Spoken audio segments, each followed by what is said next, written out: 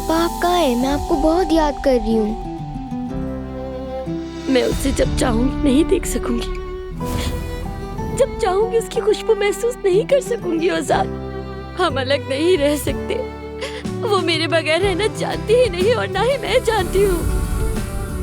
नहीं तुम्हारी अम्मी है और ना ही पापा, और अब तो तुम्हारी बहन भी तुम्हें छोड़कर चली गई है। मैंने कहा ना वो मुझे नहीं छोड़ तुम सकती। झूठ बोल रही हो हमसे। मैं झूठ नहीं बोल रही। क्या हुआ है नाज़ली, बताओ। कहीं बतूल को तो कुछ नहीं हुआ है ना? यार घर में कुछ अजीब से लोग आए हैं, वो अम्मी से बात कर रहे हैं। मेरी जुबान साथ नहीं दे रही, मैं क्या कहूँ। कहीं वो बतूल को तो नहीं ले जाएंगे? क्या यहाँ क्या हो रहा है? हाँ, कानूनी सरपरस्ती फातिमा साहिबा के पास है, मगर उनका अपना घर नहीं है। इसीलिए हम कुछ कानूनी कार्रवाई करने के बाद बतूल सलाम को अपने तहफ्फुज में ले लेंगे। बतूल? क्या बतूल भी तकियों से लिपट कर रोएगी? क्या उसके बाल भी वो लोग संवारेंगे जिन्हें वो जानती तक नहीं? मैं बहुत महरूमी में पली बड़ी हूँ। क्या बतूल भी ऐसे ही बड़ी होगी?